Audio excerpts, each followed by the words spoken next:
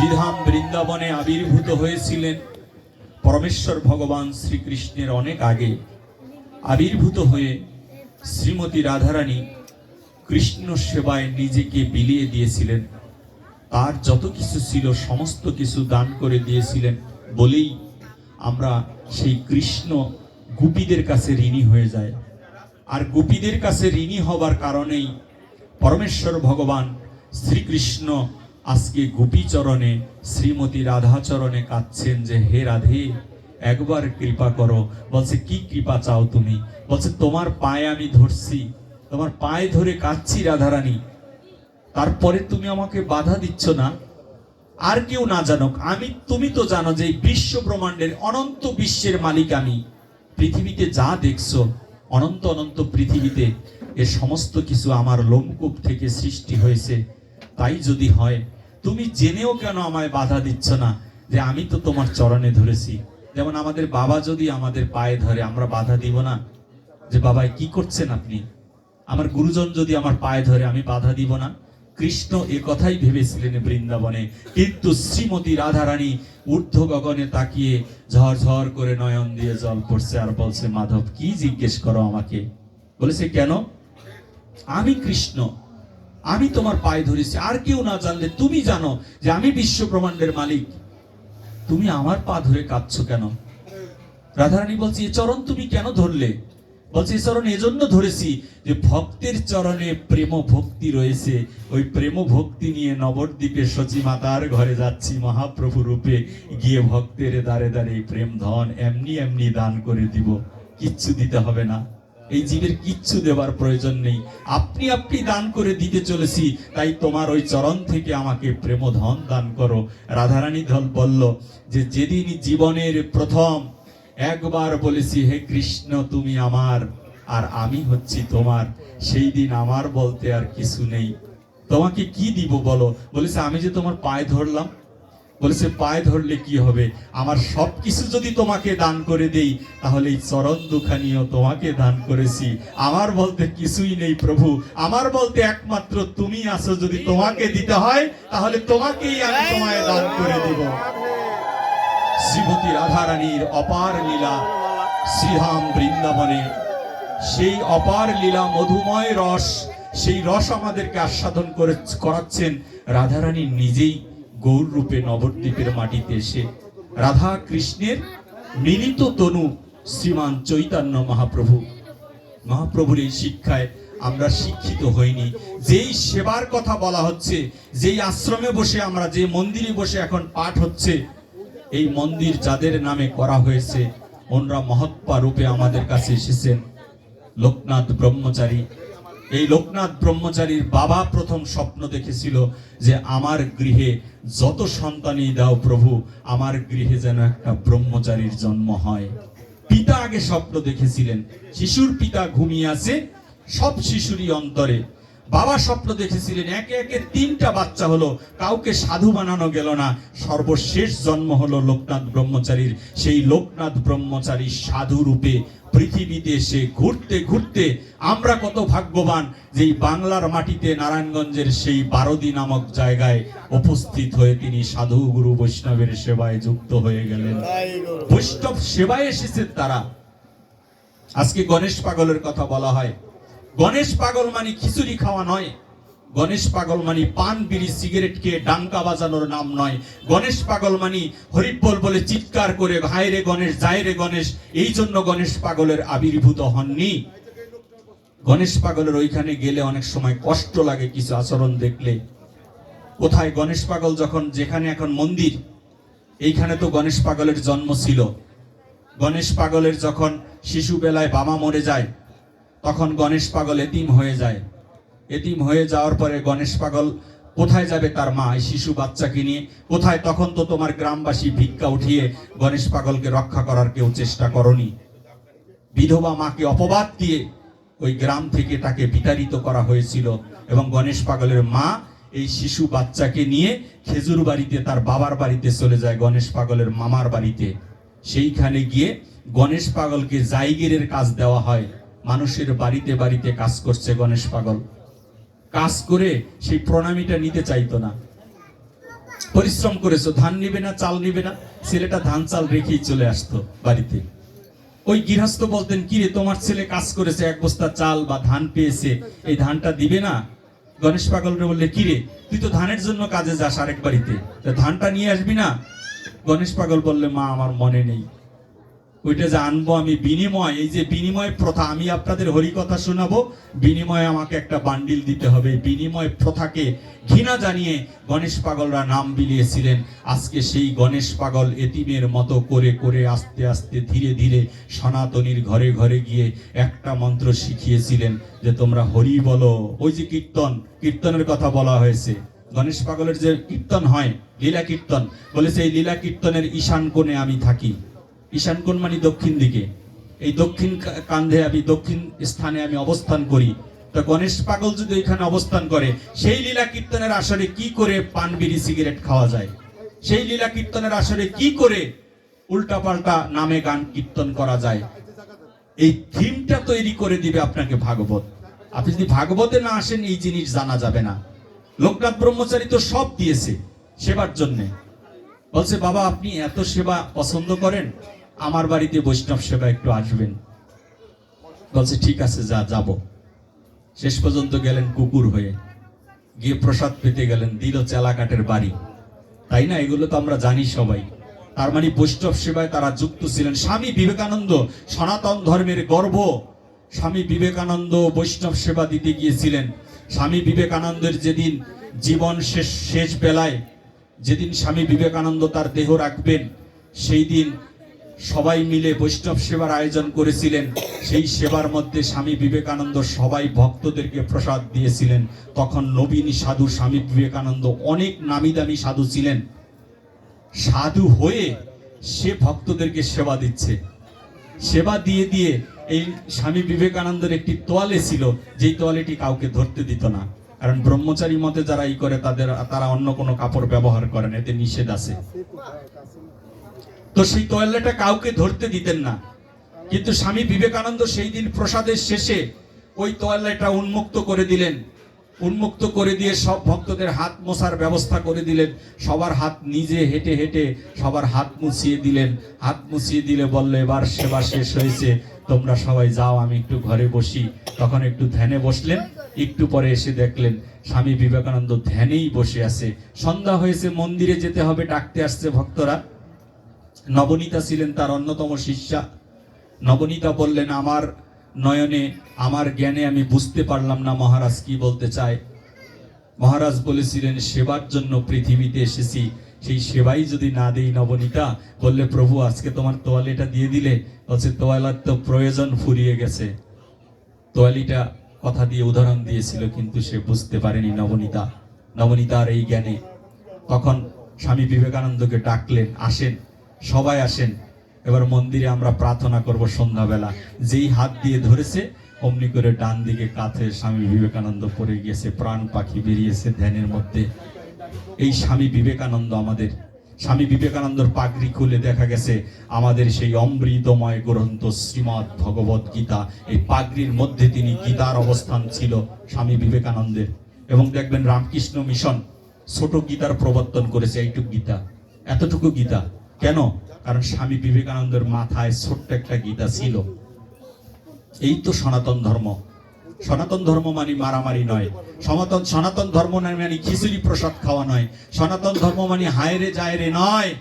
সনাতন ধর্ম হচ্ছে নিজকে জানা, আগে নিজকে নিজ চেনো, তারপর দেহ পাশ করায় আনো। একটা সঠিক গুরুদেবের কাছে যাও। যত্রতত্র গুরুদেব ধরে আর ভুল পথে চলে যাচ্ছি, গুরুদেবকে জিজ্ঞেস করি না গুরুদেব সঠিক পথ কোনটা। তাই শ্রীমতী রাধারানী বৃন্দাবন লীলায় রাধারানী শিক্ষা দিচ্ছেন। পরমেশ্বর ভগবান শ্রীকৃষ্ণ বললেন, কোন রূপে তুমি বৃন্দাবন থেকে নবদ্বীপে যেতে চাও? রাধারানী বললেন, প্রভু আমি যাব তোমার বহিরঙ্গে, আমাকে বহিরঙ্গে নিয়ে চলো। বাহিরে রাধারানী, মহাপ্রভুকে দেখছি, মহাপ্রভু তো রাধারানী, কিন্তু বহিরঙ্গটা রাধারানী। বলছে, বাহিরে তুমি কেন যাবে? বলছে, কেন কৃষ্ণ, তুমি না বলেছো কলির যুগের পাবন অবতারী শ্রীমান শ্রীকৃষ্ণ চৈতন্য মহাপ্রভু রূপে গিয়ে যেখানে যেখানে সাধু গুরু বৈষ্ণবের সঙ্গ হবে, যেখানে যেখানে হরিনাম সংকীর্তন হবে, সেই আসরের মধ্যে ভক্ত পদ ধুলি মাঝে আমি গড়াগড়ি দিয়ে যাব। সেই জন্য যত ধুলি আছে সব ধুলি রাধা অঙ্গে লাগবে, এই ধুলি কৃষ্ণ অঙ্গে আমরা লাগতে দিব না। রাধারানী এই ধুলি কৃষ্ণ অঙ্গে লাগতে দিতে চাইলেন না, যেন আমার অঙ্গেই লাগে। কৃষ্ণকে এত তিনি ভালোবাসতেন, ভালোবেসেছেন বলেই আজকে রাধারানীর কৃপাতে আমরা মহাপ্রভুকে পেয়েছি। না হলে কৃষ্ণ কখনো মহাপ্রভু হতো না।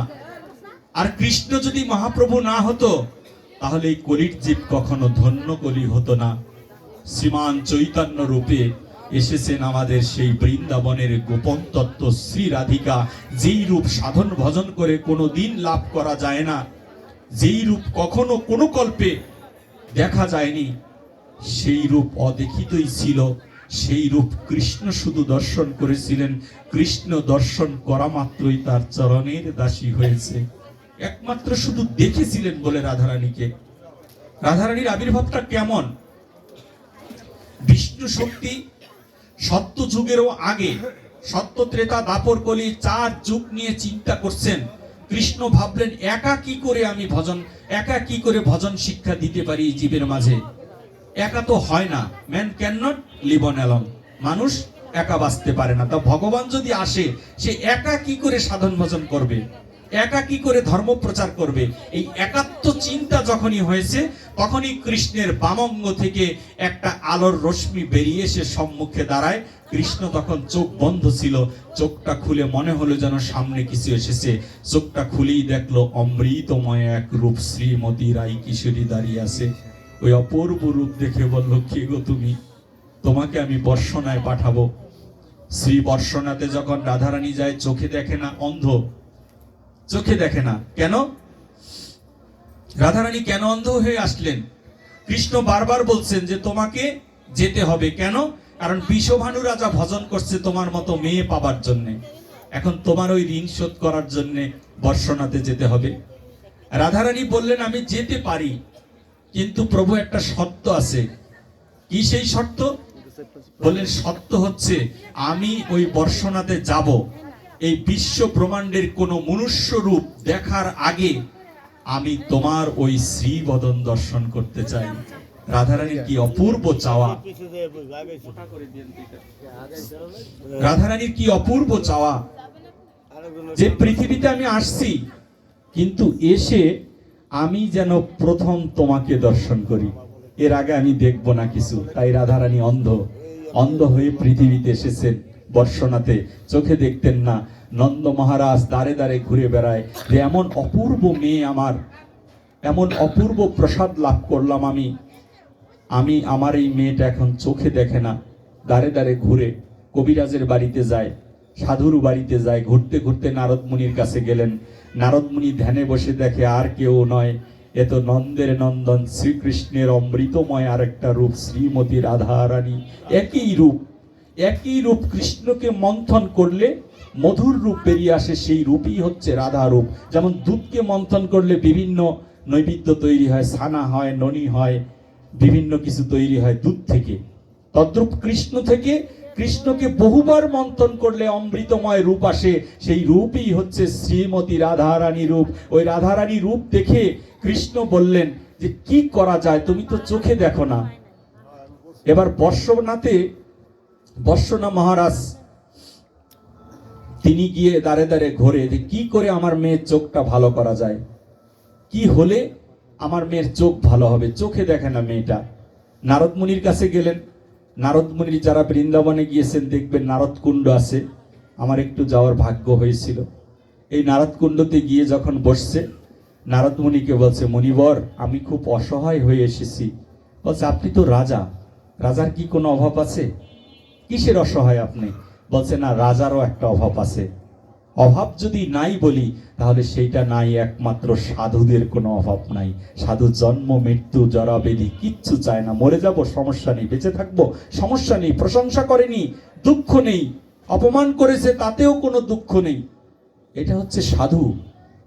বলছে ভালো চালের খাবার দেয়নি, এটা কেমন সাধু?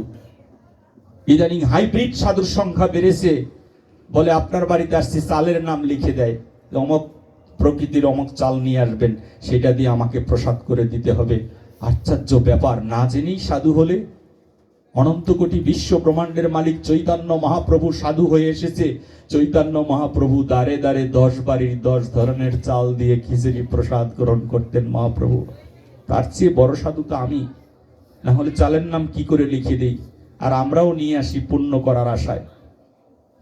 যখন নারদ মুনির আশ্রমে গেলেন, নারদ মুনি বললেন সর্বশ্রেষ্ঠ করণীয় কর্তব্য হচ্ছে জীবে দয়া, নামে রুচি, বৈষ্ণব সেবন, ইহা হতে নাহি ধর্ম, শোন সনাতন। এই দৈববাণী সত্য যুগেই ছিল, যেটা মহাপ্রভু বলেছেন এই কলির যুগে এসে। বলেছে জীবের প্রতি দয়া, নামের প্রতি রুচি, আর বৈষ্ণব সেবার প্রতি মন। তুমি একটা বৈষ্ণব সেবার আয়োজন করো। যদি বৈষ্ণব সেবার আয়োজন করো, তোমার গৃহে যদি সাধুগুরু বৈষ্ণবের আবির্ভূত হয়, আর সাধুরা যদি তোমায় কৃপা করে, তাহলেই একমাত্র তোমার কন্যা চোখে দেখতে পারবে। তাই বৈষ্ণব সেবার প্রবর্তন হলো, বর্ষনাতে বৈষ্ণবের আগমন হলো, বৈষ্ণবদের নিমন্ত্রণ করলেন।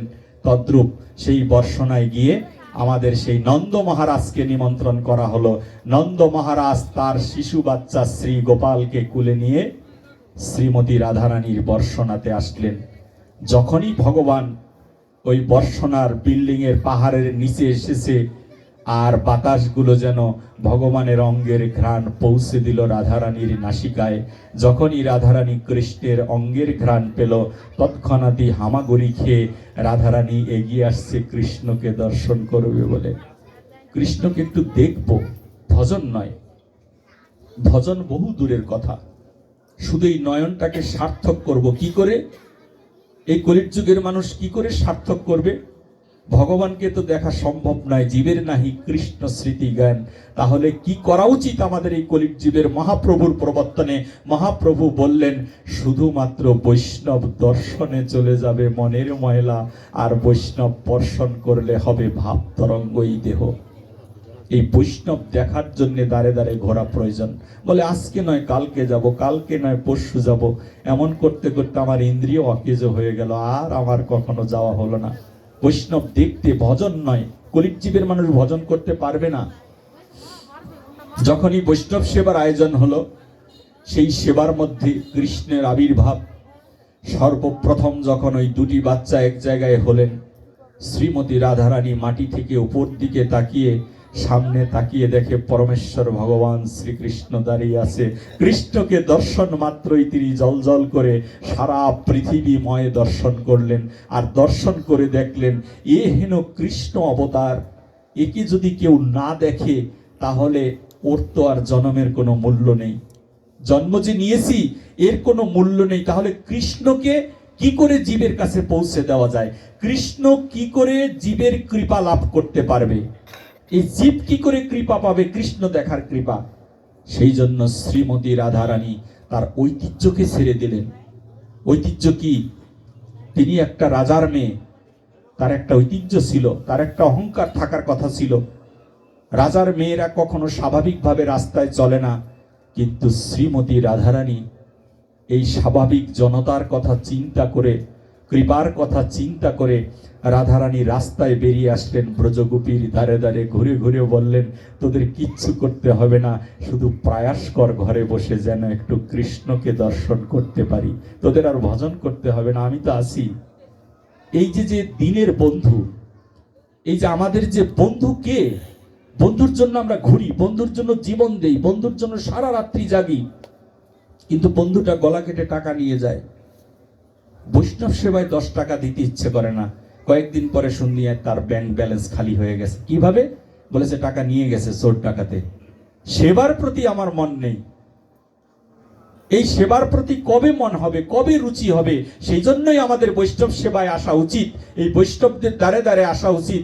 এখন তো আপনাদের কৃপাতে 2-1টি হরিকথা শোনা বা বলার জন্যে, বা চরণধুলি কৃপার জন্য দেশে দেশে গ্রামে গ্রামে ঘুরে বেড়াই। কত ধরনের সম্মান আপনারা করেন, গেটের সামনে আসলে কিন্তু 550 বছর আগে চৈতন্য মহাপ্রভুর কৃপায় নিত্যানন্দ প্রভু রাস্তায় বেরিয়েছিলেন। নিতাইকে দেখলে ঘরের দরজা বন্ধ করে দেওয়া হয়েছে, নিতাইয়ের মুখ দর্শন করবে না বলে। কি আশ্চর্য সনাতনী ছিলাম আমরা। যখন এই সম্মান করা হয়, আমি বলি আমাকে এই সম্মান দিবেন না আপনারা। কেন? এই সম্মান দিতে আসলে নিতাইকে মনে পড়ে যায় যে কত কষ্ট করে নিত্যানন্দ প্রভু এই হরিনাম বিলালেন, অথচ নিতাইকে কেউ আমরা দেখতে পারি না। নিতাই সম্পর্কে আমাদের কোনো ধারণা নেই। শ্রীধাম শ্রী বৃন্দাবনে শ্রীমতী রাধারানী জীবের দ্বারে দ্বারে হরির নাম বিলায়। রাধারানী হরির কথা শেখায়, হরিকে কিভাবে ভজন করা যায় সেই শিক্ষা রাধারানী দেয়। রাধারানী না দিলে এগুলো আমরা পেতাম না, এগুলো জানা যেত না। তাই রাধারানী জীবের দ্বারে দ্বারে ঘুরে বেড়ায়। বলছে বর্ষনাতে বৈষ্ণব সেবা হয়, রাধারানীর বাবা বৈষ্ণব সেবা দেয়। প্রতি বছরে বড় বড় প্রোগ্রাম করে, হাজার হাজার মানুষ বৈষ্ণব সেবায় অংশগ্রহণ করে। বৃন্দাবনে দেখছে এক লোক বৈষ্ণব সেবায় যাবে একটা লাঠি হাতে, মহিষ পালন করে তিনি। সেই মহিষ রেখে তিনি যাচ্ছে বৈষ্ণব সেবায়। এই যে বৈষ্ণব সেবায় আমরা কিভাবে যাব দেখেন, এর মধ্যে জানা যাবে। বৈষ্ণব সেবায় তিনি যাচ্ছেন, যেতে যেতে আরেকজন মহিষ পালক তিনি আবার রাস্তায় বসা। বলছে কিরে কোথায় যাও? বলছে বর্ষনাতে যাই। তাহলে মহিষ কি করবে? বলছে মহিষগুলো তো জমিতেই আছে, আজকে যা হয় হবে, অনেকদিন ভালো খাবার খাই না। এই যে খাবারের জন্য বৈষ্ণব সেবায়, ভালো খাবার খাই না। রাজার বাড়ির বৈষ্ণব সেবা তো অনেক নৈবেদ্য আইটেম তৈরি করে, সেজন্য আমি মহিষ ওই দোকানে, মহিষ ওই জমির মধ্যে রেখে আমি এবার রাজার বাড়িতে যাচ্ছি। বলছে মহিষ যদি হারিয়ে যায়? হারিয়ে গেলে সমস্যা কি? পরের দিন এসে রাজাকে বলবো যে আমার 5টা মহিষ তো হারিয়ে গেলে, রাজাকে বলবো আমার 10টা মহিষ হারিয়েছে। তা রাজা বৈষ্ণব সেবার চিন্তা করে 10টা আমাকে কিনে দিবে, তাহলে তো আমার আর সমস্যা হবে না। উনি এই নিয়ত করে বৈষ্ণব সেবায় গিয়েছে ভালো কাজে, কিন্তু নিয়তটা তার বেশি ভালো ছিল না। উনি গেলেন, যার কাছে এই গল্প শোনানো হলো সেই ব্যক্তি লাঠিটাকে রাস্তার পাশে কূপে তিনি বললেন যে আমিও বৈষ্ণব সেবায় যাব। তখন ওই লোক বলল তুমি বৈষ্ণব সেবায় যাবে, মহিষ কি করবে? বলছে না গো, আমি সাধু মুখে শুনেছি, আমি বৈষ্ণবের মুখে শুনেছি, যদি এই পৃথিবী নয় অনন্ত পৃথিবীর সম্পদ যদি রাধারানীর চরণে রেখে যাওয়া যায়, সেই সম্পদের আর অনাস্থা হয় না। রাধারানীর চরণে রেখেই আমি ওই রাজার বাড়িতে সাধুগুরু বৈষ্ণবের দর্শনে যাব। ওই চরণটায় রেখে দিয়ে তিনিও বৈষ্ণব সেবায় গেলেন। সন্ধ্যা হয়েছে, সন্ধ্যাবেলা প্রসাদ নিয়ে বের হয়েছেন। বের হয়ে প্রথম যিনি মহিষ রেখে গিয়েছেন 5টা, সে এসে দেখে একটা মহিষও নেই। কোন খামালে চলে গিয়েছে কোনো খবর নেই। আজও পর্যন্ত 5,500 বছর আগের কথা, আজও পর্যন্ত বৃন্দাবনে যদি কোনো ভাগ্যবান কান পাতে, তাহলে ওই মহিষকে খুঁজছে ওই ব্যক্তি এখনো পর্যন্ত শ্রবণ করা যায়। এখনো সেই মহিষ খুঁজে বেড়ায় সে এত বছর ধরে। আর যেই ব্যক্তি রাধাচরণে রেখে গেল সেই ব্যক্তি আর জমিতে যায়নি। সন্ধ্যা হয়েছে, মহিষ কোনো না কোনো খামালে চলে গিয়েছে। এই মহিষ তো আমি আর পাবো না, যা হয় হবে। রাধারানী ঘরের সহধর্মিনী, সে তো জিজ্ঞেস করবে মহিষ কোথায়। তাকে বলবো যে আজকে প্রসাদ পেয়েছি, সেই জন্য মহিষের মায়া ত্যাগ করে দিয়েছি, আমাকে তুমি বকা দিও না। বর্ষনাতে গিয়ে যখন প্রসাদের ভাণ্ড খালি, গিয়ে ওই লোক হাত পেতে বলে আমার সহধর্মিনীর জন্য একটু প্রসাদ দাও। একজন যিনি প্রসাদ বিতরণ করে তিনি ওই পাতিলটাকে একটু খুঁড়ে টুরে একটুখানি প্রসাদ দিলেন। প্রসাদটা হাতে নিয়ে বাড়ি চলে আসছে। বাড়ির মধ্যে এসে তাকিয়ে দেখে তার সেই ঘরের খামালের মধ্যে তার সেই 5টা মহিষ ওইখানে প্রতিদিনের মতো বিচরণ করছে। স্ত্রীকে বলছে তুমি কি মহিষ এনেছো? বলছে না গো, তুমি তো মহিষ আনলে। বলছে আমি কখন মহিষ এনেছি? আমি তো প্রসাদ পেতে গিয়েছিলাম। বলেছে তাহলে মহিষটা এখানে কি করে আসলো? তুমি কি আমাকে দেখেছো? বলছে হ্যাঁ আমি তোমাকে দেখেছি। বলেছে জানো, এই জন্যই তো বলি আমি এই জন্য সাধু সঙ্গে যাব, যে সাধু সঙ্গে গিয়ে কি লাভ করেছি তোমাকে আজকে বলি। মহিষের খামালে গিয়ে বললেন যে কোথায় দাঁড়িয়ে আমি মহিষ বেঁধেছিলাম? বলছে এই গরুর মাথা যেখানে থাকে মহিষের, এখানে দাঁড়িয়ে দাঁড়িয়ে 5টা মহিষ তুমি বেঁধেছো। অমনি করেই ওই মহিষের মালিক তিনি ওই আড়ালের সম্মুখে গড়াগড়ি দিয়ে বলছে আমার শ্রীমতী রাধারানী এসেছিলেন আমার রূপে, তাই তাই তো এখানে মহিষগুলো রয়েছে। বলো না গো রাধে রাধে। এটা রাধারানীর অমৃতময় লীলা। যেই পদধূলি গায়ে মাখার কারণে তিনি বুঝতে পেরেছিলেন যে এই যে এমনি করে বৈষ্ণব সেবায় যেতে হয়, বলে বৈষ্ণব সেবায় যাব আবার একটা পিছনে মায়া রেখে আসছি, নিয়তটা ভালো নয়। জয় শ্রী রাধে। শুদ্ধ বৈষ্ণব সঙ্গ প্রচার করেছেন, শুদ্ধ সাধুগুরু বৈষ্ণবের আগমনের ব্যবস্থা করেছেন। মহাপ্রভু শুধু একটা ভগবান রূপে আসেননি, মহাপ্রভু এসেছেন ভক্ত রূপে। কেন? ভক্তদেরকে শিখাবার জন্যে এইভাবে কৃষ্ণ ভজন করতে হয়। মহাপ্রভু নবদ্বীপের মাটিতে তার প্রাণের ভাই নিতাই সহিত এই হরিনামের প্রচার করেছে। আজকে হরিনামে কি পেয়েছি আমরা? এত হরিনাম শুনছি, আমার কেন পরিবর্তন হচ্ছে না? ভাগবতী তো বললেন, নাম সংকীর্তন জৈসিও সর্ব পাপ প্রণশনাম প্রণাম দুঃখ সমন হরি প্রিয়তাং। এত নাম শুনছি, পাপ কেন দূরীভূত হয় না? কারণ সঠিকভাবে এই নাম শ্রবণ করা হচ্ছে না। নাম শ্রবণ করি, নাম কীর্তনের আসরে বাদাম খাই। নাম শ্রবণ করতে নাম ভেঙে গেলে দেখি বাদাম আর চিপসের প্যাকেটের কোনো অভাব নেই। তো বাদাম খেতেই মেলায় আসলে, তাই তো মেলায় এসে জীবনটাকে নষ্ট করে দিচ্ছি আমরা। হরিনামের প্রতি আমাদের আর ভক্তি হচ্ছে না। মহাপ্রভু এই হরিনাম শিক্ষা দেবার জন্যে ভগবানত্ব আর রাখলেন না, তিনি ভক্ত হয়ে এই পৃথিবীতে আবির্ভূত হয়েছেন আমাদেরকে শিক্ষা দেবার জন্যে। আমরা কি শিখেছি? কোথায় গেলাম? এত ভাগবত হয়, এত কীর্তন হয়, আমার কেন পরিবর্তন হয় না? আমি তো সেই খারাপ কাজের সাথেই যুক্ত হয়ে থাকছি। পরিবর্তন না হলে স্কুলে গিয়ে লাভ কি? প্রতিবার স্কুলে যাচ্ছি আর প্রতিবার ফাইনাল পরীক্ষায় আমরা ফেল করছি। এবার চৈতন্য মহাপ্রভু এসেছে। চৈতন্য মহাপ্রভু বলেছেন, লক্ষাধিক বৈষ্ণবের যদি আগমন হয়, সেখানে যদি সবাই যদি দুরাচারী থাকে শ্রীবাস, তাতে কোনো অসুবিধা নেই। বলেছে, কি বলছো প্রভু? দুরাচারীরা একত্রিত হবে, তাতে কোনো অসুবিধা নেই। তুমি কি করবে এদেরকে দিয়ে? এই দুরাচারীদেরকে দিয়ে তো কোনো কাজ হবে না। তারা মিথ্যা কথা বলে, বাবা মাকে ভাত দেয় না, গুরুকে সম্মান করে না। এরা যদি এক জায়গায় একত্রিত হয়, তাদেরকে তুমি কি করে কৃপা করবে? শ্রীবাস অঙ্গনে শ্রীবাস ঠাকুর মহাপ্রভুকে প্রশ্ন করার পরে মহাপ্রভু জর্জরিত হয়ে গেলেন। প্রশ্নের জবাব দিচ্ছেন চৈতন্য মহাপ্রভু নিজে।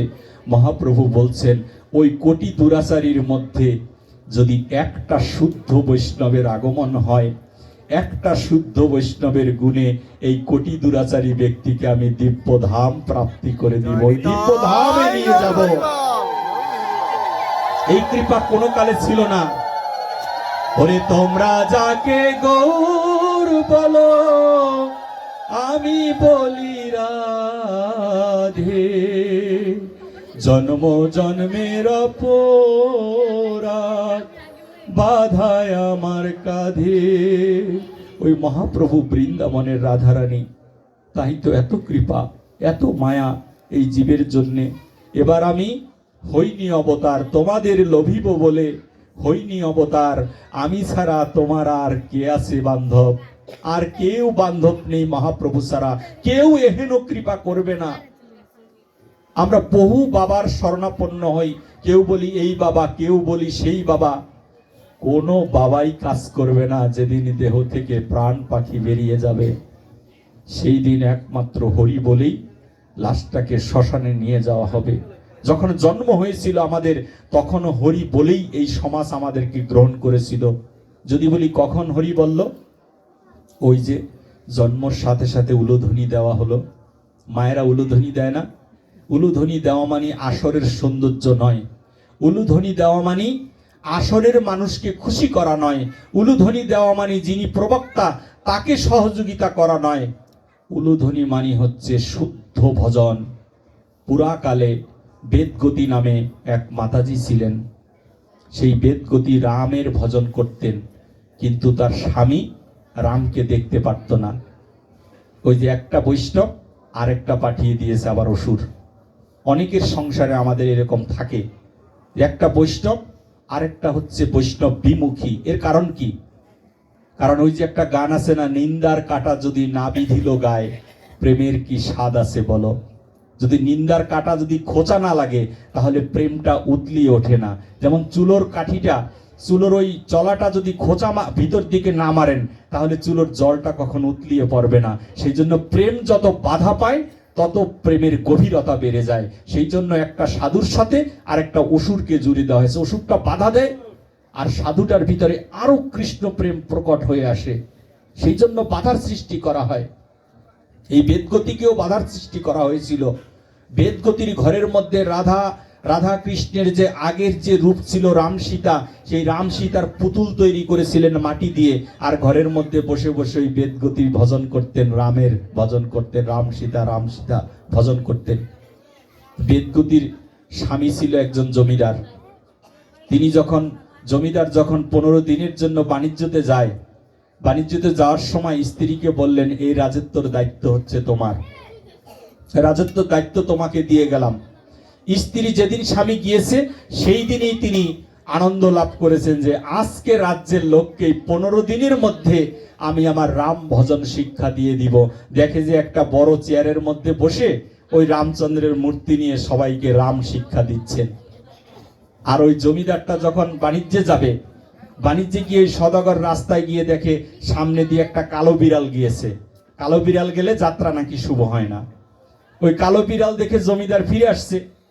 ফিরে এসে সদাগর এসে দেখে যে আমার স্ত্রীকে দিলাম দেশ শাসন করতে, আর সে তো দেখি তাদেরকে রাম ভজন শিক্ষা দিচ্ছে।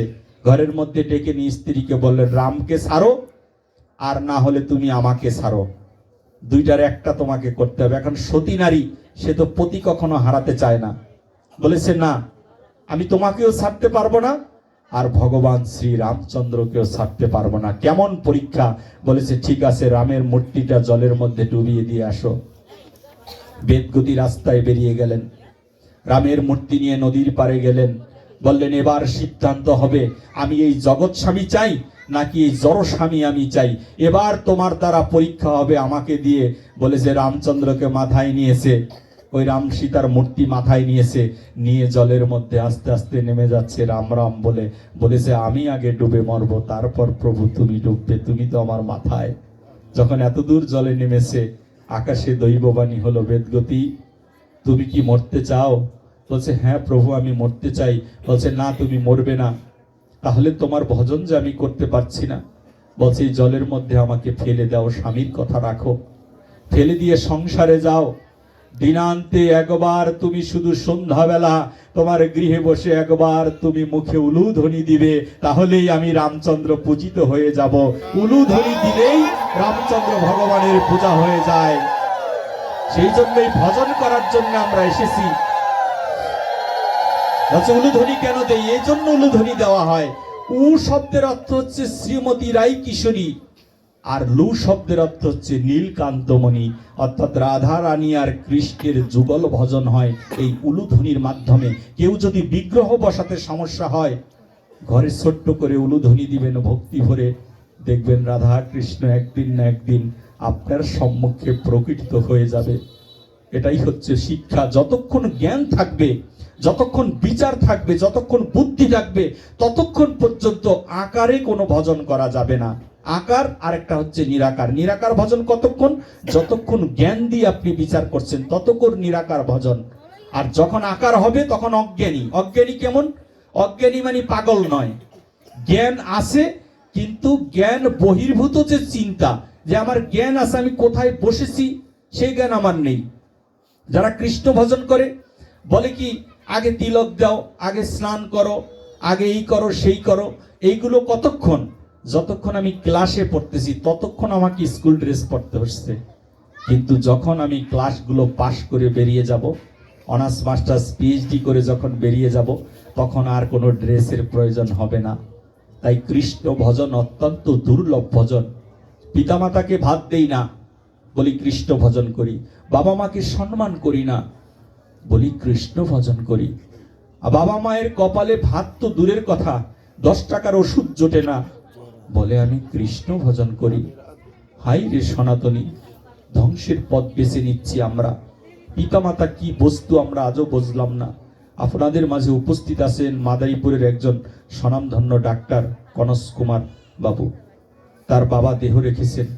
তিনি প্রতি বছর তার মৃত্যুবার্ষিকীর তিথিতে সাধুগুরু বৈষ্ণবের সেবার আয়োজন করে। এটা হচ্ছে সন্তানের প্রথম কর্তব্য। সেই কর্তব্যটা আমি ভুলেছি। ভগবান হয়েও বাবার ভজন করেছে, মায়ের ভজন করেছে। রামচন্দ্র দশরথ রাজার একটা কথার জন্য জঙ্গলে চলে গিয়েছে। কৃষ্ণ বাৎসল্য রস আস্বাদনের জন্য নন্দ মহারাজের সেবা করেছে, মায়ের সেবা করেছে। মহাপ্রভুর সন্ন্যাস নিয়েও সেই সন্ন্যাস থেকেও মায়ের ভজন করেছেন চৈতন্য মহাপ্রভু। শুধু আমি মায়ের ভজন, বাবার ভজন করলাম না। এত যে আপেক্ষিক শ্রীমতী রাধারানী, সেই রাধারানীও বাবার ভজন, মায়ের ভজন করছে। রাধারানীকে ব্রজগোপী জিজ্ঞেস করছেন, তুমি কখন বাবা মায়ের ভজন করো? আর রাধারানী শিক্ষা দিছে, তোমরা দেখবে কখন ভজন করি। বলেছে, হ্যাঁ, আমরা দেখতে চাই তুমি কখন কিভাবে বাবা মায়ের সেবা করো, সেইটা জানতে চাই। ব্রজসেবক দাস বর্ণনা করেছেন, জানবে, দেখবে, তোমরা আসো, আসো তোমরা বর্ষনাতে, তোমাদেরকে দেখিয়ে দিচ্ছি মায়ের ভজন, বাবার ভজন কি করে করতে হয়। বলেছে, সর্বশ্রেষ্ঠ প্রাপ্তি কি মানব জীবনের? শ্রেষ্ঠ প্রাপ্তি হচ্ছে রাধা কৃষ্ণের যুগল দর্শন করা। এই জীবের শ্রেষ্ঠ প্রাপ্তি রাধা কৃষ্ণের যুগল দর্শন করা। ভোরবেলা ব্রজগোপীদের দেখানোর জন্য শ্রীমতী রাধারানী তিনি কান্না করছেন। ব্রহ্ম মুহূর্তে ওঠে ঘরের মধ্যে অঝরে কাঁদছেন। রান্নারে যে রাধারানী যখন কাঁদতেন, আমি দেখেছিলাম একটা নারদ মুনির একটা আলোচনায় যে রাধারানী কাঁদছেন, নারদ মুনি ব্যাখ্যা দিচ্ছেন কৃষ্ণকে যে রাধারানী কাঁদছেন। কৃষ্ণ বলছেন, কিভাবে কাঁদছেন? বলছে, প্রভু ওনার চোখের জল এমন প্রকট আকারে ঝরছে, যদি ওনার সম্মুখ দিয়ে একটি যদি ড্রেনের লাইন করে দেওয়া হতো, আমার মনে হয় তোমার আরেকটা যমুনা নদীর সৃষ্টি হয়ে যেত। এমনি করে রাধারানী কৃষ্ণ কৃষ্ণ বলে কাঁদে। সেই রাধারানী অজরে কাঁদছেন। আর গভীর রাত্রি, ভোর রাত্রি তো, গভীর সেই রাত্রিতে বর্ষনা গ্রামের রাজা বিষভানু রাজা টের পেলেন তার মেয়ে কাঁদছে। বলছে, মত্ত হাতির রায়, মত্ত মানে পাগল হয়ে যাওয়া, হাতির মতো করে এই বিষভানু রাজা ছুটে আসতেন অন্দরমহল থেকে। এসে ঘরের দরজা নক করছে, কিরে মা, তুই কাঁদছিস কেন? রাধারানীর কান্না কি কারো সহ্য হয়? তার বাবা সহ্য করতে পারে না, ঘরের দরজা ভেঙে ফেলে প্রায়, তারপরও গেট খুলছে না, ভিতর থেকে শুধু কাঁদছে। বাবা মায়ের সেবা কিভাবে করতে হয় দেখুন। বলেছে, কাঁদছো কেন? গেট খোলো মা। তুমি কাঁদছো কেন? তুমি কাঁদলে তো আমি আর থাকতে পারি না। বলছে, গেট আমি খুলবো না, আমার কান্না এখনো শেষ হয়নি বাবা। ভিতর থেকে বলছে, না, কান্না থামাও, না হলে এত বড় পাহাড় থেকে এখনই লাফ দিয়ে আমি মৃত্যুবরণ করব, কারণ মেয়ের কান্না আমি থামাতে পারছি না। কেমন পিতা! রাধারানী গেট খুলে দিলেন। আর বিষভানু রাজা ঘরের মধ্যে প্রবেশ করে দেখলেন রাধারানী তার অমৃতময় স্বর্ণের বিছানায় শুয়ে শুয়ে তিনি ক্রন্দন করছেন কৃষ্ণের জন্য। যখন এই রূপ দেখছেন, বলছে, তুমি কাঁদছো কেন? বলছে, বাবা, একটু কান পেতে দেখো না, ওই যে শ্রীধাম মধুর বৃন্দাবনে বাঁশি বাজে, এখনো সেই বৃন্দাবনে বাঁশি বাজে রে, এখনো সেই বৃন্দাবনে, এখনো মধুর বৃন্দাবনে মধুর বাঁশি বাজে।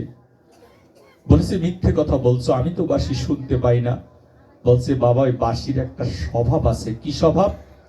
বাজে কানে ওই বাঁশি বাজে না, কানটা তো বাজে, তাই তুমি শুনতে পাও না।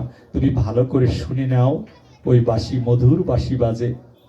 যখন এই রূপ বলছে, হঠাৎ করে রাধারানীর হাত থেকে রাধারানী ইচ্ছে করেই একটা কাঠি ফেলে দিলেন। ওই সাজার অনেক কাঠি থাকে না মেয়েদের, ওইরকম একটা কাঠি রাধারানী ইচ্ছাকৃত ভাবে ফেলে দিলেন মাটিতে। ফেলে দেওয়ার পরে তার বাবা বললেন, এ কি, কাঠিটা ফেললে কেন? কাঠিটা আমি উঠিয়ে দেই। যখনই কাঠিটা উঠাতে গেলেন মাটি থেকে, উঠানোর সাথে সাথে অযাচিত ভাবে শ্রীমতী রাধারানীর চরণ ধুলি হাতে লেগে যায়। যখন চরণ ধুলি হাতে লেগে যায়, তৎক্ষণাৎই তার কানটা বাজে কান থেকে শুদ্ধ কানে পরিণত হয়ে যায়। বৈষ্ণবের পদধূলি লাগা মাত্রই ওই কৃষ্ণের মধুর বাঁশির সুর তিনি শ্রবণ করতে পারলেন।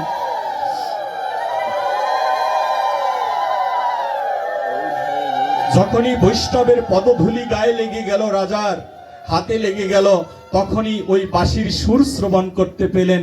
ওই মধুমাখা বাঁশির সুরে বিষভানু রাজা পাগল হয়ে গেলেন।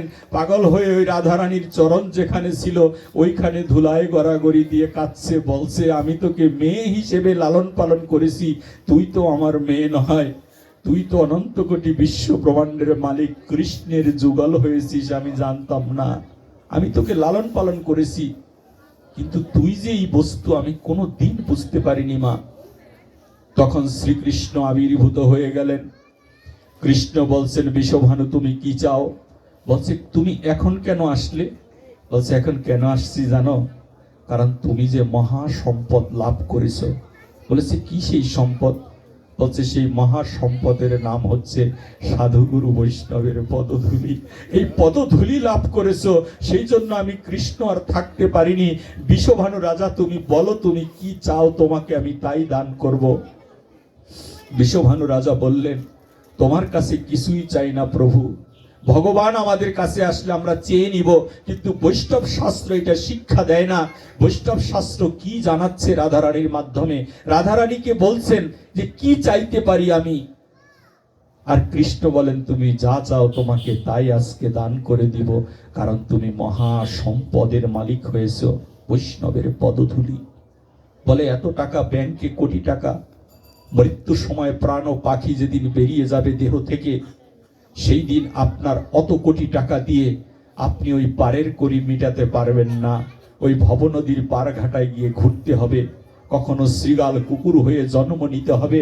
তাই চৈতন্য মহাপ্রভু চৈতন্য ভাগবতের মধ্যে শিক্ষা দেয়, যদি কেউ বৈষ্ণবের পদধূলি নামক এই সম্পদ যদি কেউ অর্জন করতে পারিস, আর কেউ না গেলেও দুঃখ নেই, ওই ভব নদীর পার ঘাটায় নব মাঝি হয়ে আমি মহাপ্রভু দাঁড়িয়ে থাকবো। এই ভব নদী পার করে নিয়ে যাওয়ার জন্য আমি মহাপ্রভু এসেছি।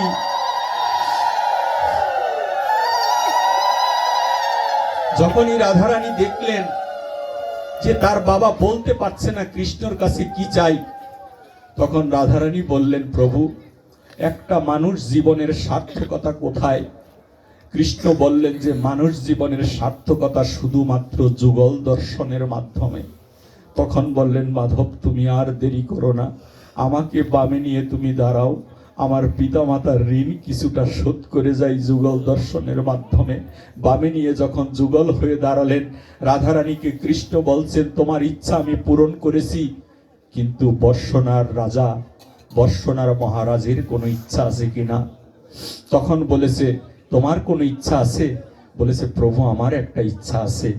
বিষভানু রাজা বললেন, বলছে, কি ইচ্ছা বলো? বলছে, আমাকে তোমার কথা দিতে হবে যে এই উত্তরের যে বৃন্দাবন আর আগত কলির যুগে সাধুগুরু বৈষ্ণবের আগমনে যে বৃন্দাবন হবে, সেই বৃন্দাবনকে তুমি সমপরিমাণ ভাবে কৃপা করবে। আর তোমার কাছে এই প্রার্থনা রাখি, অযাচিত ভাবে এই বৃন্দাবনে যদি কেউ একবার উপস্থিত হয়, তাহলে তারা যেন তোমার সেই মধুমাখা সেই বাঁশির সুর শুনতে পায়। এই প্রার্থনা তোমার চরণে আমি রাখলাম, যেন ওই বৃন্দাবনে এসে যেন এই মধুমাখা বাঁশির সুর যেন শুনতে পায়। সেই জন্য আমরা বৃন্দাবনে আসি। অনেকে প্রশ্ন করে যে বৃন্দাবনে আসলে কেন কোলাকুলি করব? উলুধ্বনির কথা তো জানলাম, কোলাকুলি আমরা কেন দিব?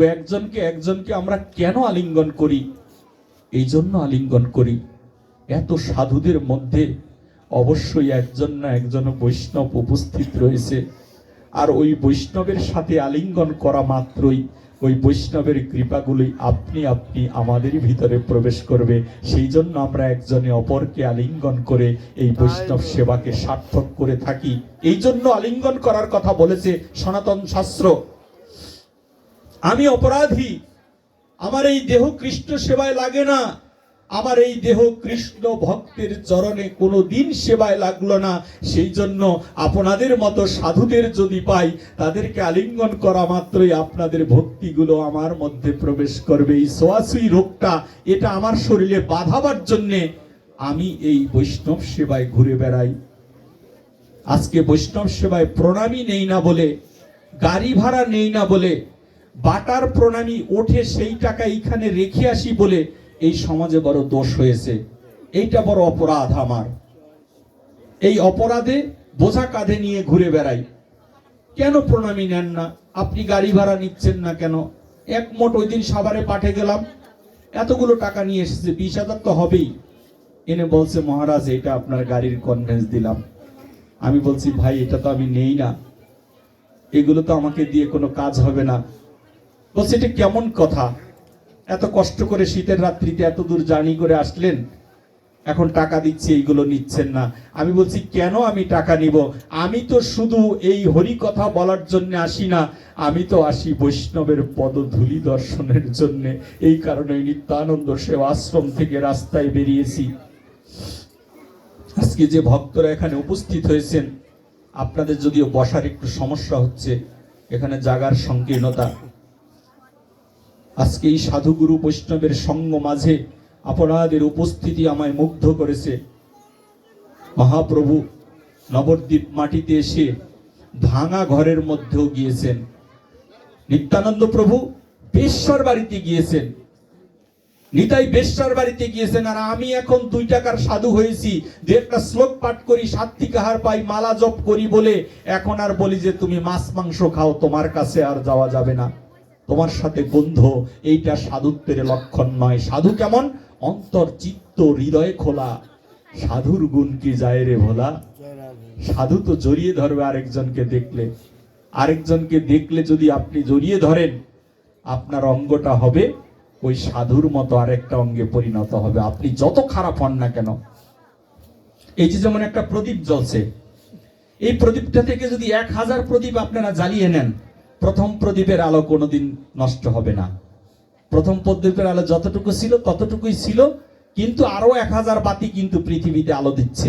সেই জন্য যেজন সাধু, এই সাধুর কাজ হচ্ছে মানুষের বাড়িতে বাড়িতে গিয়া যত অনাচারী আছে, সেই অনাচারীদের সাথে আলিঙ্গন করে করে তাদেরকেও কৃষ্ণ নামের সাথে যুক্ত করে দেওয়া। এটা হচ্ছে সাধুর লক্ষণ, এটা মহাপ্রভুর শিক্ষা। নবদ্বীপের মাটিতে চৈতন্য মহাপ্রভুর লীলায় মহাপ্রভু শিক্ষা দেয়। এখানে বিকাশ গোস্বামী নামে এক সাধু ছিল, বিকাশ ব্রহ্মচারী।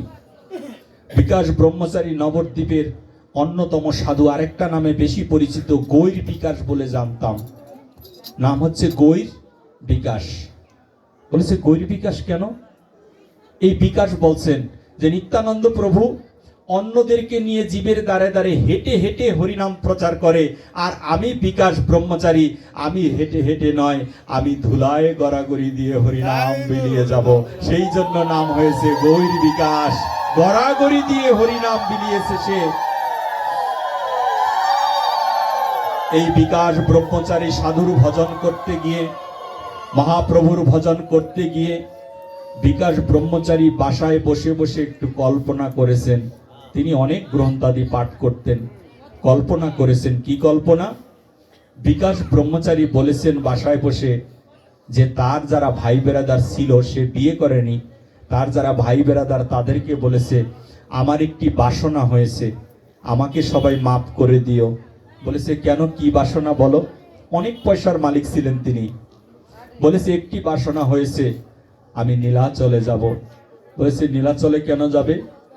বলছে নীলাচলে আমি যাব চৈতন্য মহাপ্রভুকে দেখার জন্য, ভজন করার জন্য নয়। আমাকে কেউ বললে আমি বলি ঘরে বসে কি করো? বলছে ভজন করি। কি করো? মালা জপ করি। আরে দাঁড়াও, 64 মালা নেওয়া হয়নি। মালায় তো মন থাকে না, মন থাকে গণনায়। 64 মালা হলো না। মালা জপ করছি, বলে 32 মালা হয়নি, 16 মালা হয়নি। তা আমি মালা জপ করছি, সেটা আপনাকে আমি কেন বলবো? যত গুপ্ত তত পোক্ত। যে জন গোপনে গোবিন্দ ভজে, তারাই তো গোপীরে। এই গোপী না হলে গোবিন্দ ভজন হবে না। আর সেই গোপী হচ্ছে সে যে জন গোপনে ভজন করে। বলে কিচ্ছু করতে পারলাম না। গৌর ভজন নয়, গৌর দর্শনের জন্য আমাদের আসা উচিত। এই নয়ন সেই দিন সার্থক হবে যেই দিন মহাপ্রভুর দর্শন করব। আর বৈষ্ণবেরা সিদ্ধান্ত দিলেন মহাপ্রভুকে দর্শন করার যোগ্যতা কলির জীবের নেই। বলেছে প্রভু তাহলে আমরা কি বাসনা করব? বলেছে বাসনা করবে এইটা, যেন এই ভাগবত সভায়, যেন ওই হরিনামের আসরে মহাপ্রভু তোমায় দেখতে পাবো না, তাতে কোনো দুঃখ নেই, যেন তোমার ভক্তের দাসের অনুদাসের সাথে যেন দেখা হয়ে যায়। তোমার যারা ভজন করে এই রকম বৈষ্ণবের সাথে যেন একবার দেখা হয়ে যায়, সেই জন্য আমাদের বৈষ্ণব সেবায় আসা উচিত।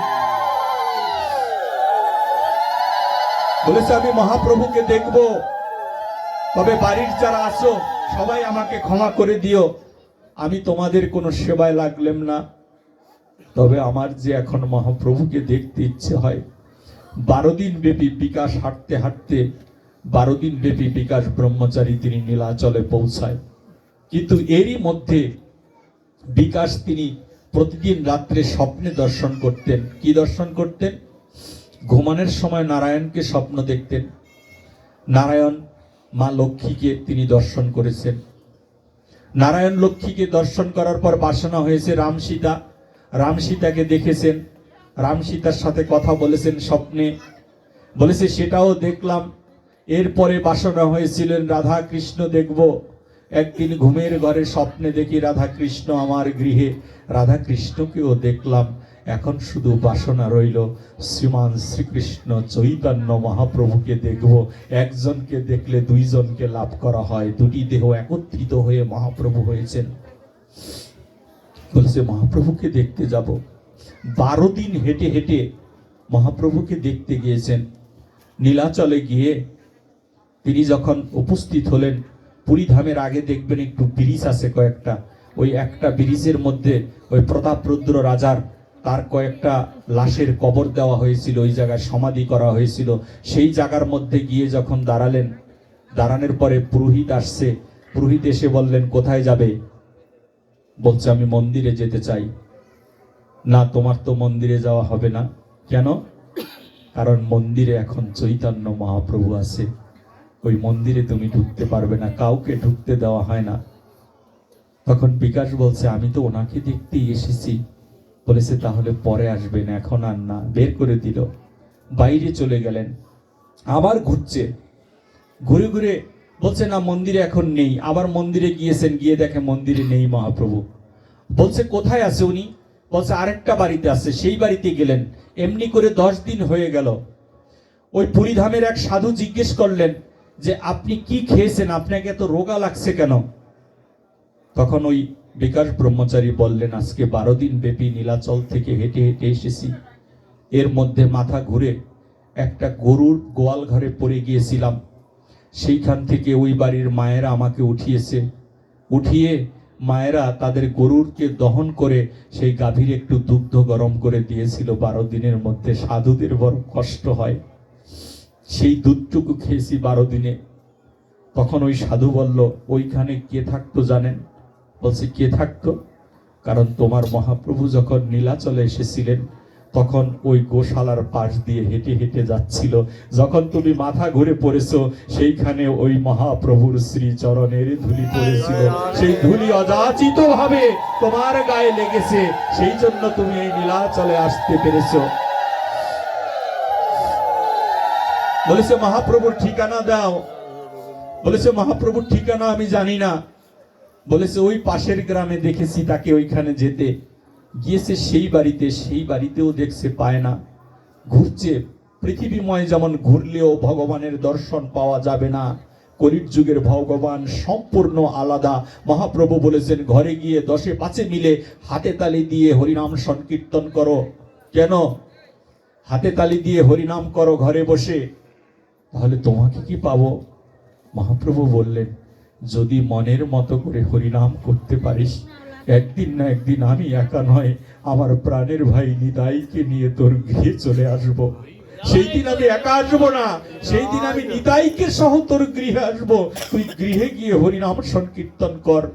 পৃথিবীময় ঘুরে তাকে পাওয়া যায় না, অনন্ত পৃথিবী ঘুরলেও ভগবানের লেশ মাত্র লাভ করা যায় না। এখন ঘুরে ঘুরে আমরা ভজন করার চিন্তা করছি, পর্যটন করার কথা আছে। ভারত ভূমিতে জন্ম হইল যার, জন্ম সার্থক করো, করে পরের উপকার। মহাপ্রভুর নিজের মুখের কথা, পরের উপকার। পরের উপকার করতে পেরেছি এখনো পর্যন্ত?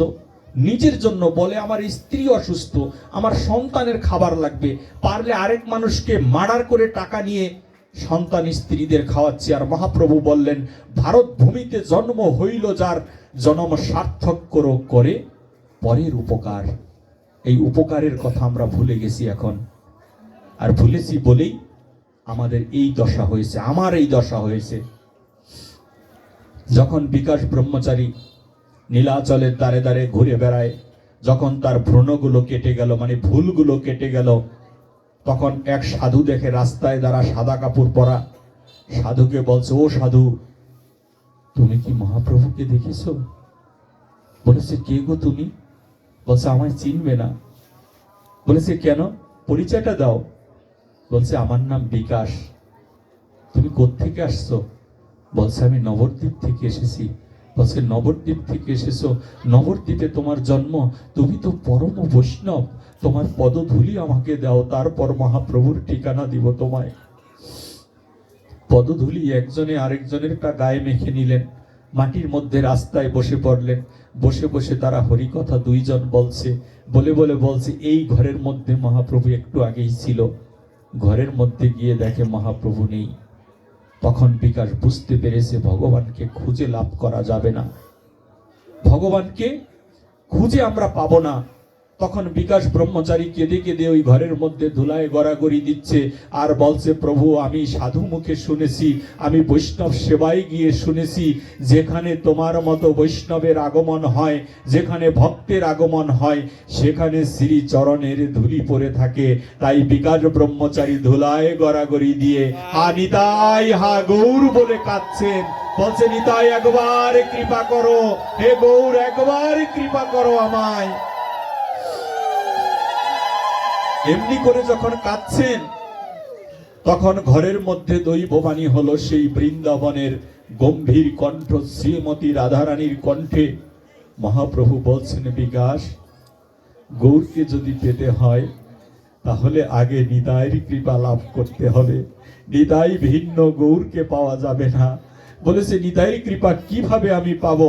বলেছে, সে কথা আমি জানি না, যদি পেতে হয় তাহলে নিতাইয়ের কাছে চলে যাও, গৌরকে এভাবে তুমি লাভ করতে পারবে না। যদি নিতাই কৃপা না করে, রাধা কৃপা বিনে কৃষ্ণ নাহি মিলে, আর নিতাই কৃপা বিনে গৌর পাওয়া যাবে না। যদি গৌরকে পেতে হয় নিতাইয়ের কৃপা লাভ করতে হবে। তখন এই বিকাশ ব্রহ্মচারী দৌড়ে দৌড়ে মাত্র 12 দিনের পথ 9 দিনই কেটেছিলেন, 9 দিনের মধ্যে আবার নবদ্বীপে আসলেন। এসে দেখলেন শ্রীমান নিত্যানন্দ প্রভু সকালের রৌদ্রের মধ্যে দাঁড়িয়ে হরিনাম সংকীর্তন প্রচার করছে। দূর থেকে দেখলেই নিতাইয়ের চরণে লুটিয়ে পড়ল। আর নিতাই বলেছে, বিকাশ, তুমি কোথায়? নীলাচলে গিয়েছিলে না? বলেছে, প্রভু তুমি জানো? বলেছে, হ্যাঁ জানি। তুমি নীলাচলে গিয়েছিলে, নীলাচলে গিয়ে মহাপ্রভুকে তুমি পাওনি, আমাকে কিনিয়া লহ ভজ গৌর হরি। বলেছে, আমায় কিনে নাও, তাহলে ওই গৌর ভজন করতে পারবে। নিতাইকে যদি না কেন, তখন জোরহাত করে, এত পয়সার মালিক, এত জমিদার ছিল বিকাশ, অনেক পয়সার মালিক ছিল, 1 লক্ষ স্বর্ণ মুদ্রা 1 মাসে তার ইনকাম ছিল। বলেছে, বিকাশ, বিকাশ বললেন, কোন অর্থ দিয়ে প্রভু তোমাকে কেনা যাবে? নিতাই ধন কোন অর্থ দিয়ে কিনতে পারবো? এই বলে জোরহাত করে নিতাইয়ের চরণে পড়ে পড়ে কাঁদছেন বিকাশ। বলছে, কোন অর্থ দিয়ে কেনা যায় সেটা তুমি বলো না পতিত পাবন হরি। তুমি বিনে গৌরকে লাভ করা যাবে না, তুমি বিনে মানব জীবন যে বৃথায় চলে যাবে। একবারে কৃপা করে বলো না, কি করে তোমাকে পাওয়া যাবে? তখন নিত্যানন্দ প্রভু অবকাশে কেঁদে কেঁদে নবদ্বীপে বলে, আমাকে কিনতে কিছুই লাগবে না, ব্যাংকের টাকায় পাওয়া যাবে না, স্বর্ণ মুদ্রায় পাওয়া যাবে না, রৌপ্য মুদ্রায় পাওয়া যাবে না, 100 কোটি হেরার মালিক হলেও নিতাইকে লাভ করতে পারবি না। বলেছে, কি হলে তোমায় পাওয়া যাবে? তখন বিকাশকে শিক্ষা দেয় নিত্যানন্দ প্রভু। বলেছে, কিচ্ছু করতে হবে না, শুধু 2 বাহু তুলে বদনে একবার হরি বলে ডাক, তাহলে এই হরির কৃপা লাভ হয়ে যাবে। একবার শুধু হরি বল, আর কিচ্ছু প্রয়োজন হবে না। বিকাশ যখন বারে বারে হরি হরি বলে কাঁদতেছিলেন গড়াগড়ি দিয়ে, তাকিয়ে দেখি ওইখানে নিতাই নেই। নিতাইয়ের বামে দাঁড়িয়ে সেই অমৃতময় নৃত্য করছেন চৈতন্য মহাপ্রভু। দুই ভাই মিলে নৃত্য করছেন আর বিকাশ দর্শন করে ধুলায় গড়াগড়ি দিয়ে হরিনাম বিলাচ্ছেন জীবের দ্বারে দ্বারে। বলেছে তোদের কিচ্ছু দরকার নেই, শুধু মন ও প্রাণ একত্রিত করে কোনো কিছু চাওয়ার বাসনাকে ত্যাগ করে দিয়ে একবার শুধু হরি বলে ডাকবি, তাহলেই তোদের সাধন ভজন সাঙ্গ হয়ে যাবে। কলির জীবের ভজন অন্য যুগের ভজনের মতো নয়, কলির জীব সম্পূর্ণ আলাদা। আমরা তো ভজন করতে চাই, বলে কয়দিন সাত্বিক আহার পেয়েছো? আরে বাবা, কেউ জিজ্ঞেস করে না যে কয়দিন নয়ন জলে ভেসে হরির শরণ নিয়েছো। যদি সাত্বিক আহারেই নিতে পারবো, মালা জপেই করতে পারবো, গীতা পাঠেই করতে পারবো, ভাগবতী পাঠ করতে পারবো, মুখস্থ করতে পারবো, তাহলে কি ভগবান প্রাপ্তি হবে? তাহলে কি আমাদের মুক্তি হবে? আমাদের মুক্তি এতে হবে না। মুক্তি হবে কিসে? এই যে নতি পদ্ধতির ভজন শিক্ষা দেয় নিতাই। মাথাটাকে নিচু করো। কোথায়? আমার মাথা নিচু করে দাও তোমার চরণ ধুলার পরে। ওই চরণের ধুলির নিচে তুমি আছো কোথায় ভগবান? রবি ঠাকুরও বলেছেন, বিশ্বকবি রবীন্দ্রনাথও বলেছেন, আসো অনলে অনিলে চির নভনীলে ভূধর সলিল গহনে, আসো বিটবি লতায় জল দে রোগায় শশী তারকায় তপনে। এ হৃদয় তোমায় পায় না দেখিতে, রয়েছো হৃদয়ে হৃদয়ে। এ নয়ন তোমায় পারে না জানিতে, রয়েছো নয়নে গোপনে। হৃদয় মাঝে তোমার অবস্থান, কিন্তু হৃদয় মাঝে অবস্থান হলে কি হবে? আমি কেন দেখতে পাই না? আমি এজন্যই দেখতে পাই না, হৃদয়ে যে কামনা বাসনা নামক কাটার জন্ম হয়েছে, ওই কাটার মধ্যে কোনোদিন ভগবান থাকে না। কাটাগুলোকে দূরীভূত করতে হবে। এই হৃদয়ে মাঝে কাটার সঞ্চার হয়েছে, কামনা বাসনা নামক কাটা, এবং হৃদয় মাঝে কয়েকটা অসুর বিরাজ করছে। 6টা অসুর, কাম ক্রোধ লোভ মোহ মদ মাৎসর্য, এই ষড়রিপু নামক অসুর এখানে বিরাজ করছে। অসুরগুলো শুধু খেতে চায়, কামনার ডুরি দ্বারা বাধা। এই অসুরগুলো বলে বাড়ি খাবো, নারী খাবো, টাকা খাবো, পয়সা খাবো, জমি খাবো, বাবা মাকে মারবো। এই অসুরগুলো আমাদের মাঝে বিরাজ করছে বলে এই হৃদয়ের মাঝে যুগলের প্রকট হচ্ছে না। তাহলে কাঁটাগুলো ছেদন করবে কি দিয়ে?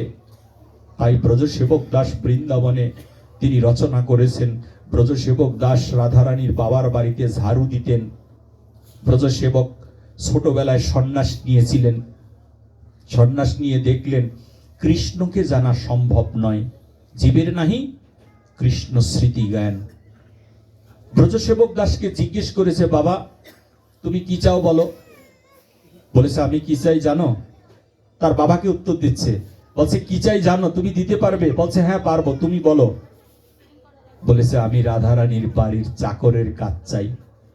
বলেছে ওই বিশ্বভানু আর আমি একই সাথে চলি, তুমি ওই বাড়ি কাজ করলে কি তোমার মান থাকবে? আমার মান থাকবে? বন্ধুর বাড়িতে নিজের ছেলে চাকরানির কাজ করে। তখন ব্রজসেবক বলেছিলেন, বাবা আজকে থেকে আমার পরিচয় তুমি গোপন করে নিও, আমাকে তুমি আশীর্বাদ করো যেন আমি রাধারানীর বাড়ির দাসের দাস হতে পারি, যেন ওই বাড়িতে আমি ঝাড়ু দিয়ে যেন আমার জীবন পরিচালিত হয়। ভিক্ষা মাগার জন্য রাধারানীর বাড়িতে গিয়ে ঝাড়ু দিচ্ছে ব্রজসেবক দাস বললেন, হৃদয়ের মাঝে যে কাঁটার সঞ্চার হয়েছে, এই কাঁটাগুলোকে যদি ছেদন করতে হয়, এই কাঁটাগুলোকে যদি উপড়ে ফেলতে হয় মূল থেকে, তাহলে এই হৃদয়টা হবে বৃন্দাবন, আর সেই বৃন্দাবনের রাধা কৃষ্ণের যুগল বিরাজ করবে। কাঁটাগুলো উঠাবো কি দিয়ে সাধু? অপারেশন করলে রক্ত বেরিয়ে আসবে, হাড়টা কেটে দিলে মানুষ মরে যাবে, কাঁটাগুলো কি করে উঠানো যায় তুমি সিদ্ধান্ত দাও। সাধু ব্রজসেবক সিদ্ধান্ত দিচ্ছেন, কাঁটাকে ছেদন করার অস্ত্রের নাম হচ্ছে সাধুগুরু বৈষ্ণবের পদধূলি। একমাত্র পদধূলি দ্বারাই এই কাঁটাগুলো দূরীভূত হয়ে যাবে এই দেহ থেকে। তখন এই হৃদয়ে মাঝে রাধা কৃষ্ণের যুগল জর্জরিত হয়ে উঠবে, আমরা দেখতে পাবো সম্মুখে। হরি দেখব আর নয়ন ভরে হেরিব গো, হরি বলবো আর নয়ন ভরে হেরিব গো আমি এই রূপেতে ব্রজের পথে চলিব গো, হরি দেখব আর বদন ভরে বলিব গো। হরি দেখব আর এই বদনে হরির নাম করব, না দেখে কোনো ভজন নেই। বলেছে ভজনটা কেমন? জলটাকে যদি জ্বালানো হয় বাষ্প হয়ে উড়ে যায়, এই জলটাকে যদি ফ্রিজে রাখা হয় তাহলে বরফের আকার ধারণ করে। তদ্রূপ সাধুর স্বভাব হয় শান্ত। শান্ত মানে ঠান্ডা, এই ঠান্ডা প্রকৃতির সাধু। বলে কি সাধু কেমন? বলেছে সাধু কেমন জানো? পরমেশ্বর ভগবান সাধুর সম্মুখে এসে দাঁড়িয়েছে বহুবার। বলেছে সাধু কি চাও তুমি? বলেছে কিচ্ছু চাই না। বহু বছর ভগবানের সাথে লীলা হয়েছে, বহু সাধুর জীবনী আছে। বলেছে কি চাও বলো? বলছে আমি কিচ্ছু চাই না। বলেছে কিছু একটা চাও? বলেছে যদি দিতে হয় মাধব তাহলে তোমার ভক্তের দাসের অনুদাস করে দাও, আমি যেন তোমার ভক্তের চরণ সেবায় যেন লেগে যাই। সাধুর চাওয়া। আজকে সেই সাধুদেরকে নিয়ে নাটক করা হচ্ছে, অসৎক্রিয়া কুটিনাটি সারো অন্ন পরিপাটি, অন্ন দেবে না করিহ রতি, আপন আপন স্থানে প্রীতি সবাই টানে, ভক্তি পথে বড়ই বেগতি। নবদ্বীপের মাটিতে চৈতন্য মহাপ্রভুর অমৃতময় হরিনাম প্রচার। এই হরিনাম প্রচারের জন্যে মহাপ্রভু ভগবান হয়ে জীবের দ্বারে দ্বারে ঘুরে বেড়াতেন। বলেছে মহাপ্রভু তুমি হরিনাম বিলাও কেন? মহাপ্রভুর খোল হারমোনিয়াম ভেঙে দেওয়া হলো। বলেছে হরিনাম বিলানো যাবে না, হরিনাম বন্ধ, এই নাম করলে সমস্যা, জীব উদ্ধার হয়ে যাবে। তাহলে পূজা করাবো কাদেরকে নিয়ে? বলেছে ব্রাহ্মণ ক্ষত্রিয় বৈশ্য শূদ্র। একটা কমিটি বলছিল ব্রাহ্মণ ছাড়া ভাগবত পাঠ করা যায় না। আমাদের মাদারীপুরের লোকেই একজন বলেছিলেন ব্রাহ্মণ ছাড়া ভাগবতের পাঠে বসা উচিত নয়। আমিও বলি ব্রাহ্মণ ছাড়া উচিত নয়, কিন্তু শ্রীমদ্ ভগবত গীতা আমাদেরকে শিক্ষা দিয়েছেন কে ব্রাহ্মণ, কে ক্ষত্রিয়, কে বৈশ্য, কে শূদ্র। সেইটা আমাদের অষ্টাদশ অধ্যায়ের মধ্যে 41, 42, 43, 44 নম্বর শ্লোকে আলোচনা করেছে ব্রাহ্মণের গুণগুলো কেমন। যদি আপনি জন্মগত ব্রাহ্মণ হন তাকে চৈতন্য মহাপ্রভু কোনো প্রাধান্য দেননি। জন্মগত চক্রবর্তীর ঘরে জন্ম।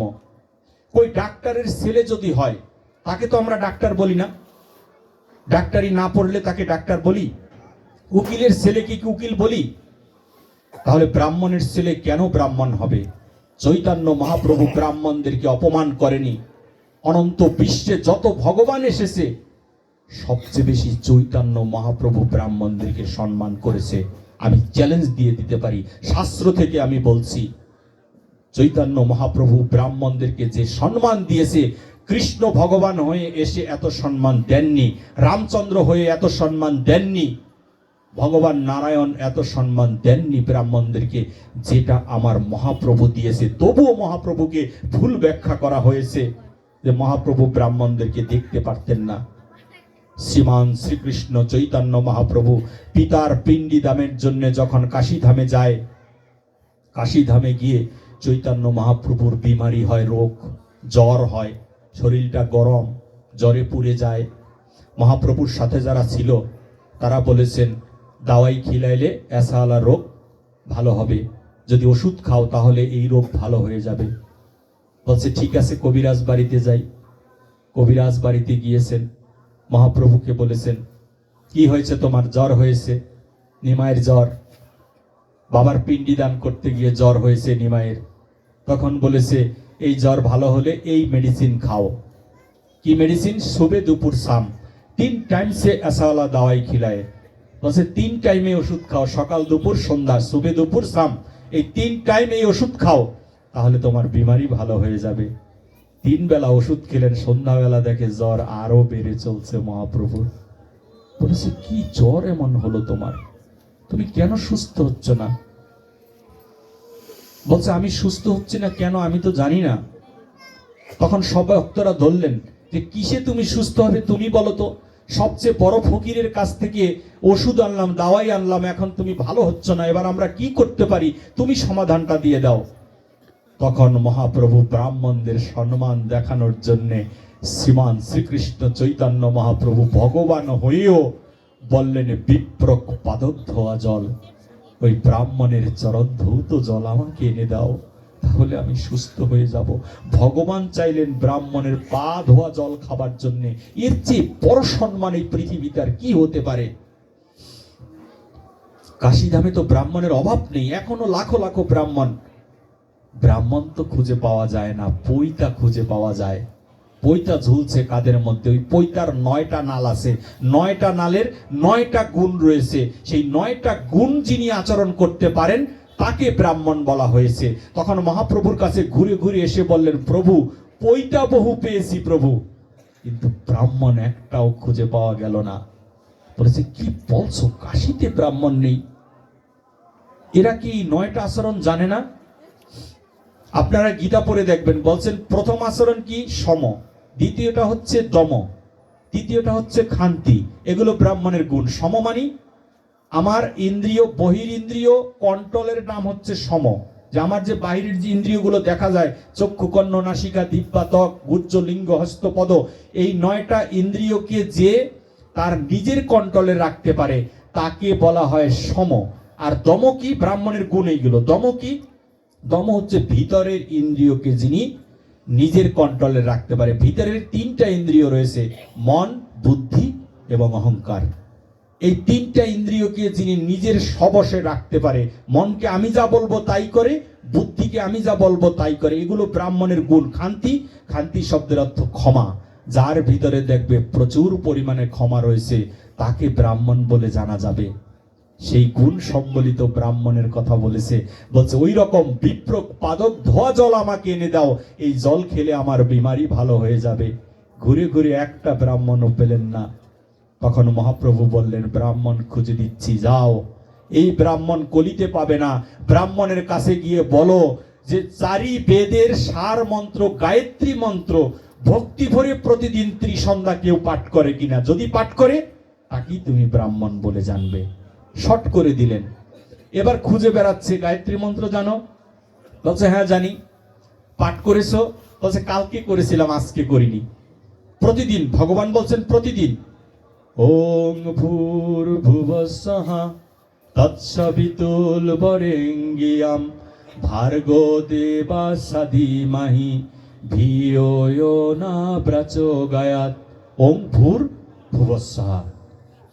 তাহলে এই মন্ত্র যে ভক্তি ভরে 3 বার পাঠ করে প্রতিদিন নিয়মিত, তাকে তুমি ব্রাহ্মণ বলে জানবে। বলল সেটাও তো পেলাম না।